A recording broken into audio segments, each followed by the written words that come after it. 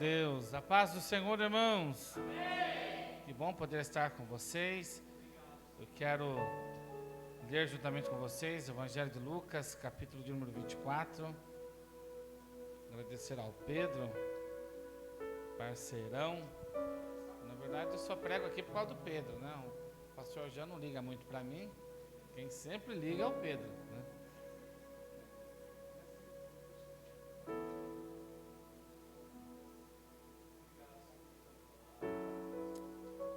Evangelho de Lucas, capítulo 24, verso 13 em diante. Eu vou fazer uma leitura um pouco longa, mas se faz necessário para nós entendermos todo o contexto.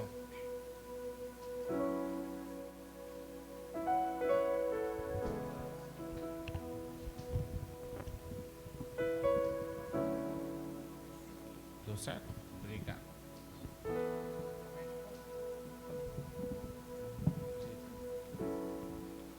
Evangelho de Lucas, capítulo de número 24, verso 13 em diante, está escrito assim: Naquele mesmo dia, 2 discípulos estavam indo para uma aldeia chamada Emaús, que ficava a uns 10 quilômetros de Jerusalém.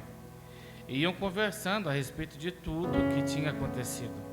Enquanto conversavam e discutiam, o próprio Jesus se aproximou e ia com eles. Porém, os olhos deles estavam como que impedidos de o reconhecer. Então um lhes perguntou: o que é que vocês estão discutindo pelo caminho? E eles pararam entristecidos, e um, porém, chamado Cleopas, respondeu: será que você é o único que esteve em Jerusalém e não sabe o que aconteceu lá nesses últimos dias? Jesus lhe perguntou: do que se trata? E eles se explicaram: aquilo que aconteceu com Jesus, o Nazareno, que era profeta, poderoso em obras e palavras diante de Deus e de todo o povo.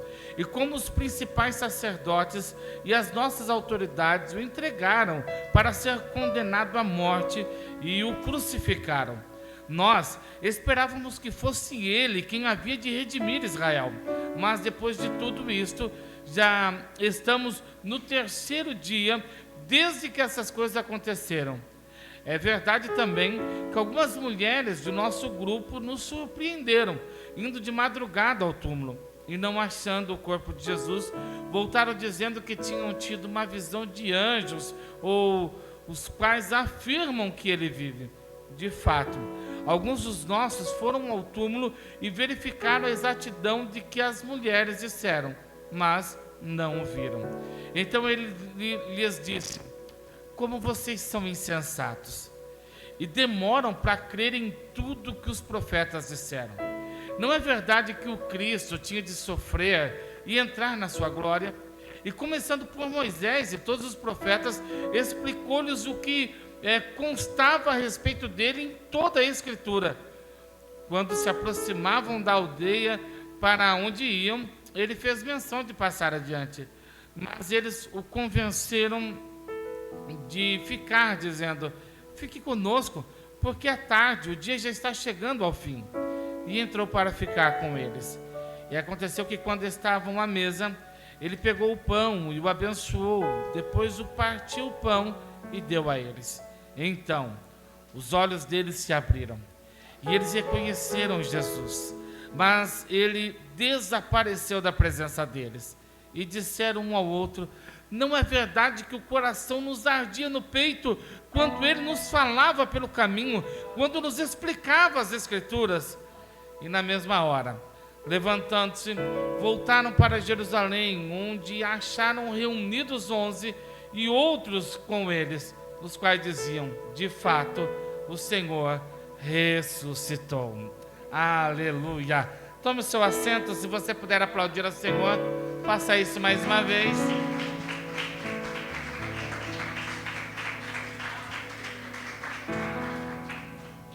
Queridos, eu sou um mensageiro simples, né? E todos que já me ouviram aqui sabem disso. Eu não sou um pregador de coisas difíceis, né? E nem de novidade. Eu prego aquilo que nós observamos na Bíblia. E orando ao Senhor, Deus me deu essa mensagem. Eu quero pregar dentro de um tema de matemática para a noite de hoje. O tema chama-se destinos. E a grande questão para a nossa campanha, pastor Rubens, é exatamente esta: qual é o nosso destino, né, pastor José? Aonde você quer chegar, aonde você pretende chegar. Eu faria pelo menos 3 perguntas que definem a palavra destino. Pelo menos 3 níveis poderiam nos definir a palavra destino. É o lugar onde eu quero chegar, o lugar onde eu cheguei e o lugar onde Deus quer que eu chegue. Precisamos definir isso para as nossas vidas, para nós entendermos de fato o que eu vou alcançar nesse ano de 2026. Do que eu pretendo alcançar, buscando ao Senhor, a sua palavra, em oração, em adoração, em busca constante. Então, quando nós falamos sobre definir esses 3 níveis de destinos, né, o lugar onde eu quero chegar, e esse lugar se refere-se aos desejos, se refere aos nossos sonhos, aos planos do nosso coração. É o destino idealizado por nós. É aquilo que a pessoa almeja, muitas das vezes, baseados em expectativas pessoais. E isso não é errado. Não há problema algum sonhar, não há problema algum desejar. São expectativas que nós criamos no nosso ímpeto, né? na nossa mentalidade humana, no nosso raciocínio, quando vamos deitar, quando estamos tomando banho, quando estamos caminhando. De alguma certa forma nós idealizamos a nossa mente aonde nós queremos chegar, o que eu quero alcançar, o que eu vou comprar, né? Se eu vou casar, se eu não vou casar, né? se eu vou ter filhos, se eu não vou ter filhos, se eu vou mudar de profissão, né? Eu procuro idealizar na minha mente, no meu coração, o lugar onde eu desejo chegar. A segunda definição que nós temos para destinos é o lugar onde eu cheguei. E o lugar onde eu cheguei representa o resultado das escolhas feitas por mim. As minhas escolhas permitiram eu chegar até aqui. As minhas escolhas permitiram, ao longo do caminho, elas me revelaram fidelidade ou alguns desvios na minha caminhada. O destino em que eu cheguei, ele me mostra o alinhamento ou o distanciamento que eu estou do propósito de Deus. Isso me faz refletir se eu estou no caminho certo ou se eu preciso mudar alguns destinos da minha caminhada. O lugar onde eu cheguei me define isso. A terceira definição que eu tenho para destinos é o lugar onde Deus quer que eu chegue. E esse destino, ele é totalmente determinado por Deus. E ao longo dessa caminhada, nem sempre coincide com aquilo que queremos, mas sempre com o que precisamos. Porque a pastora Rose, ela envolve, essa definição de destino envolve propósito, chamado e obediência. Então, quando o meu destino está envolto ao que Deus quer, e aonde Ele quer que eu chegue, eu preciso entender que não é do jeito que eu quero, é do jeito em que Ele quer, e que isso envolve em mim, uma chamada, um propósito e obediência. A obediência, ela tem um caminho, às vezes, de ferir. Isso é fácil de explicar, né? Porque todo mundo aqui foi criança. E quando criança, quem que não levou uma palmadinha? Eu já levei muito cascudo. Não me recordo ter apanhado do meu pai. Meu pai nunca bateu em mim. Mas a minha mãe dava uns cascudos que você não esperava. Eu não sei se ela tinha um controle remoto naquele chinelo, né? Mas você não via ela, você só via o chinelo te acertando. Para, cara! Só que aquilo era uma correção que trazia um alinhamento para as nossas vidas. Era uma correção que envolvia a obediência. Você passa a obedecer a um princípio. E observando sobre o lugar onde Deus quer chegar, em Provérbios capítulo 19, verso 9, né, o texto vai nos dizer que o coração do homem planeja, mas o Senhor dirige os passos desse homem. Existe uma ilustração que eu ouvi, é mais ou menos assim, Lara, de um senhor que ele saiu do trabalho, cansado, fadigado, né? E para quem depende de ônibus vai entender o sentimento desse homem. Ele foi para o ponto de ônibus, aguardou por alguns minutos e o cansaço lhe fez enxergar no letreiro do ônibus o local onde ele queria ir, e ele entrou no ônibus, né? Meio sonolento, né? Meio não querendo muita conversa, adormecendo algumas vezes, até que ele firmou a vista e começou a reparar nas ruas em que o ônibus andava, que eram ruas desconhecidas. Começou a observar algumas lojas que não fazia parte da sua rotina de todos os dias, né? Ele, incomodado, chama a atenção do motorista e fala assim: motorista, para onde esse ônibus está indo? E o motorista responde: está indo para o ponto final, no bairro tal. Dele: não, motorista, eu vou para o centro. Então o motorista lhe responde, sorrindo, fala assim: então o teu problema não é o caminho, o teu problema é o teu destino. Você precisa encontrar o teu destino. Ele pede para o ônibus parar no ponto mais próximo, desce do ônibus, então ele refaz a sua rota de destino. Sabe por quê? Porque o trajeto às vezes tem que mudar. E a mudança do trajeto também muda o tempo. Mas o destino agora está certo. E eu quero ser tão fiel a esta palavra que o Senhor Deus colocou no meu coração, que eu tenho a certeza que se nós entendemos o destino de Deus para as nossas vidas, isso aqui não é teologia da pré-existência, mas é na crença de um Deus que cuida de todos os detalhes, e Ele está pronto para cuidar dos teus caminhos neste ano. Nem todo caminho em movimento é o caminho certo. Às vezes o maior milagre não é acelerar, né, a caminhada, mas corrigir o destino. Você lembra quando Lucas está escrevendo no capítulo 15 sobre a história do filho pródigo? E eu amo essa história, porque ele chega no destino em que ele quis chegar. Ele chegou onde ele planejou chegar. Só que ele percebe que o destino que ele está teve desvios. E o texto diz que por causa da sua vida dissoluta, ele dissolve o dinheiro que ele recebeu do pai. Ele consegue um trabalho por causa do momento, e eu entendo até quando o texto vai dizer assim, que ele deseja comer as bolotas do porco. Não é que ele baixa o nível ao ponto, mas ele observa os porcos comerem com tanto desejo, com tanta vontade, que ele fala assim: faz muito tempo que eu não como com tanta vontade. Faz muito tempo que eu não pego algo com tanto desejo. E ele começa a ver a alegria dos porcos enrolar no meio da lama, no meio daquela comida, e ele lembra, aquilo te faz lembrar da casa do pai. E ele percebe que o destino que ele escolheu para ele não lhe levou a lugar nenhum. E ele faz uma oração tão forte, que se nós entendemos o princípio dessa oração, todas as vezes que nós cometemos um erro, todas as vezes que nós andarmos por caminhos onde Deus não quer que nós andemos, nós precisamos fazer essa oração, que o filho pródigo nos ensina: levantar-me-ei,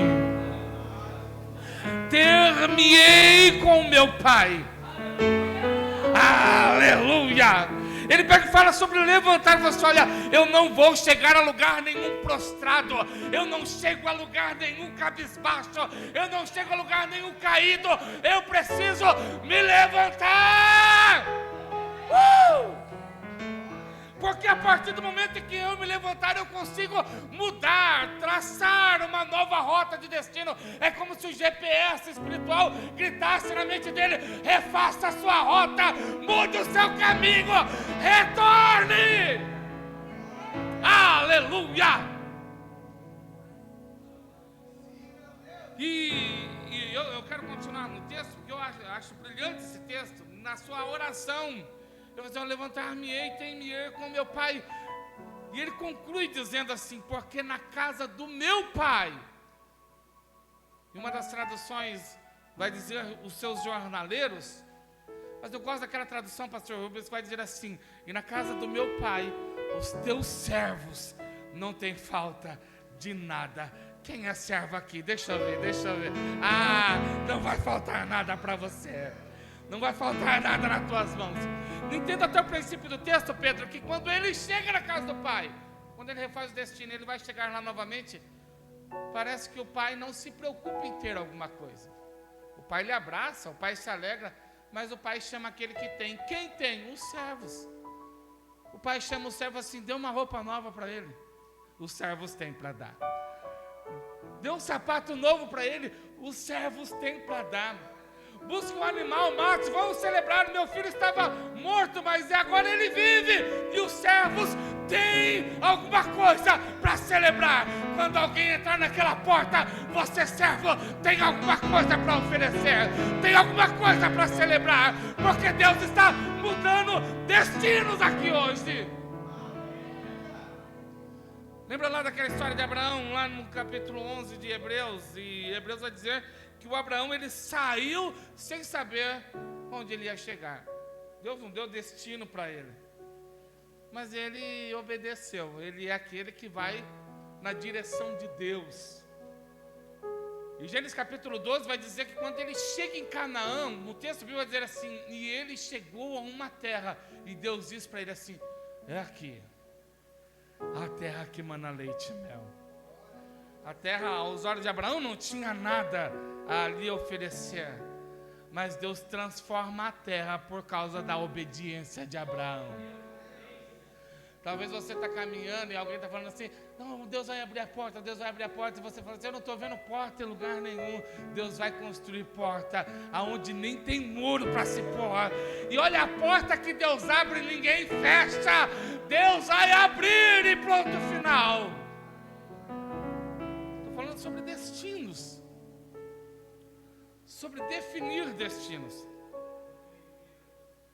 E me deixa agora me localizar em Lucas, na história dos 2 discípulos de Emaús. Eu vou começar a pregar agora.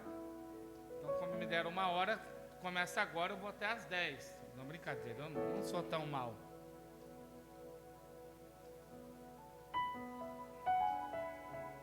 Eu vou tentar resumir aqui para vocês. Mas a mensagem que Deus colocou no meu coração é sobre os 2 discípulos de Emaús. Eles carregam as definições sobre essas 3 definições sobre destino na sua caminhada. Eles vão para um lugar onde eles desejam ir. Eles saem debaixo de uma palavra e decidem ir para Emaús. E enquanto eles caminham, eles dialogam na caminhada o que motivaram eles a ir a Emaús. Um plano frustrado. Uma palavra que até o momento não havia acontecido, a profecia não se cumpriu. No entanto, que Jesus caminha com eles e eles não percebem que é Jesus, tão grande a frustração que eles estão no coração. Jesus chega a interromper a conversa deles, dialogar com eles, e um deles se inquieta com Jesus, dizendo assim, na onde você estava, cidadão? Você é o único em Jerusalém que não sabe das notícias. Então, a caminhada deles para Emaús transfigura sobre uma rota de fuga, um destino de frustração. Eles remontam a história das mulheres que foram de manhã, dos discípulos que estiveram no túmulo, da aparição de anjos, mas tudo aquilo que eles remontam na sua mente não tem nenhum sentimento no teu coração, não há fé. Porque os teus olhos não conseguiram ver aquilo que eles esperavam ver. Então eles criam um destino para eles, um lugar onde eles querem chegar. Onde eles querem chegar? Emaús. De que forma eles chegam em Emaús?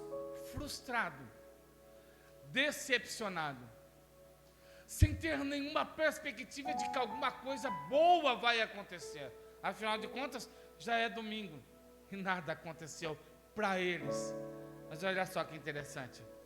Enquanto eles estão caminhando, contando frustrações, Jesus já ressuscitou. Sabe o que eu acho lindo, queridos? Me deixa só abrir um parênteses, não está nem no esboço aqui. Mas eu fico observando quando o Senhor Deus, no livro de Gênesis, está criando todas as coisas. E Ele vai dando a ordem para a terra, produza isso, produza aquilo. E quando nós chegamos no capítulo 2, nós vamos ver uma recontagem da história. E agora a recontagem da história está sobre Adão. Porque Ele cria Adão. E Ele mostra para Adão uma terra que ainda não tem nada. Porque Ele vai plantar um jardim formado. A terra produziu só sementes. As sementes ainda não brotaram. O jardim é completo. O jardim tem árvores frondosas, frutíferas. O jardim, por isso a palavra Éden, lugar de delícias. Mas o mundo criado por Deus ainda está no processo de criação. A terra vai produzir. Então os olhos de Adão vêem uma terra infrutífera, improduzida. Ela não produziu nada ainda. Só que dentro dela já foi liberada uma palavra, produza. Ela está em produção. Os olhos de Adão não viu o que Deus está fazendo, mas Deus já havia liberado uma palavra, terra, produza, produza. O mundo que Adão vive não é um mundo de acontecimento por acaso. Deus já havia criado tudo no seu perfeita ordem. Deus não criou, um exemplo, Deus não criou a vaca e falou assim, agora o que essa vaca vai comer? Né? Vamos criar o capim, não. Deus criou numa ordem crescente para que chegasse um homem e a mulher. É o ápice da criação de Deus. Deus te ama tanto que Ele criou esse mundo, te deu autoridade. Olha, se você entender o caminho que você deve caminhar, o destino que você tem que seguir, você vai colher aquilo que está produzindo ao teu favor. Eles caminham para Emaús, mas em Jerusalém o milagre já aconteceu. Eles estão frustrados para Emaús, mas em Jerusalém a tumba já foi aberta. Eles caminham contando uma história de frustração, mas o Deus já disse, eu ressuscitei. O lugar onde eles deveriam estar não é Emaús. O plano de Deus não era Emaús. O plano de Deus é Jerusalém. É um lugar onde há uma promessa. Não só os profetas, porque Jesus vai dizer assim. Eu não consigo ver um Jesus bravo. Eu consigo ver um Jesus manso, ministrando para eles igual o pastor Rubens ministra para nós.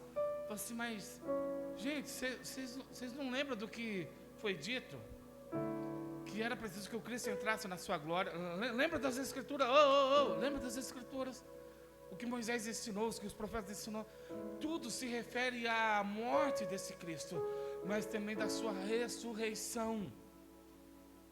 Por que vocês estão cabisbaixos? Por que vocês estão frustrados? Por que vocês saíram do destino que Deus tinha para vocês? Porque vocês estão caminhando na contramão de uma promessa. Há uma promessa para vocês de Jerusalém, não é em Emaús. Nós não vemos ele falar nada, nós vemos só que eles não querem mais sair de perto desse homem que para eles ainda é irreconhecível. Não continue, fique na nossa casa, jante conosco. Depois ele fala assim, olha, nosso coração arde em ouvir as palavras que saem da sua boca. Foi no partir do pão que eles reconhecem Jesus. E foi no partir do pão, com o coração ardendo, que eles decidem refazer a sua rota de destino. Vamos transformá-la, porque agora eles reconhecem que Jesus é o Senhor, de que o homem que caminha com Ele não é um homem qualquer. O coração deles arde enquanto eles ouvem essa palavra. Então eles vão refazer essa rota e eles vão retornar para Jerusalém. Vão agora viver a promessa imediata. E eles não chegam perguntando mais sobre Jesus. Agora eles chegam testemunhando o que eles estão vivendo. Vocês entendem isso? Isso daqui é profético para a tua vida. Melhor do que ouvir, e é bom ouvir, edifica ouvir, mas como é gostoso contar o que nós vivemos com Deus. Eu já ouvi muita gente contar milagre, como meu coração se enchia, né? Meus olhos ficavam regalados quando eu via aqueles pregadores falarem sobre obras de milagre. Mas o dia em que eu vi uma menina paralítica levantar, debaixo das orações dessa mão, assim, foi inacreditável. Eu já vi quando criança, né, muitos evangelistas na igreja do Parque Novo Mundo, onde eu cresci, né, orando por libertação, e pessoas gritando, uivando, e demônios, né, saindo correndo. E quando eu vi Deus usar a minha vida para libertar pessoas, para vomitarem obras de macumbaria, para levantarem a sua mão, aceitar Jesus, descer as águas do batismo, quão maravilhoso para mim foi ver aquilo, muito mais do que ouvir. Ouvia testemunhos do cuidado de Deus, de idealizações de Deus, e eu vivi tanta coisa boa com Jesus, que meu coração arde em saber que Ele caminha comigo, não para Emaús, lugar de frustração, mas para Jerusalém, lugar de promessa. Às vezes nós subestimamos um lugar, às vezes nós subestimamos o local, mas entenda, aqui é a sua Jerusalém. Essa cidade é o lugar da tua promessa, essa igreja é o lugar do teu chamado, essa empresa é o lugar da tua bênção. Eu quero concluir, para nós não irmos muito distante. O destino não é definido apenas pelo caminho que escolhemos, mas pela voz que decidimos ouvir enquanto caminhamos. Podemos chegar em Emaús, mas Deus continua nos chamando para Jerusalém. E o dia que Deus ministrou isso ao meu coração, foi de uma forma muito simples, pastor José. Eu não sei se acontece isso com você, mas eu estava assistindo um vídeo. Eu sigo uma página no Instagram que conta as histórias do estado de São Paulo. Ele conta por mapas, né, toda a geografia do estado de São Paulo. E nesse dia, quando eu abri essa página, contava a história de um rio muito grande no estado de São Paulo. A sua nascente está em Salesópolis, da região serrana, né, que desce para o mar, de uma forma muito pequena. Só que ele não faz o curso que todo rio precisa fazer. Ele vai do lado contrário da sua existência, e ele vem para a capital. Na capital ele é totalmente poluído pelas indústrias e pelo crescimento desenfreado em que São Paulo cresceu.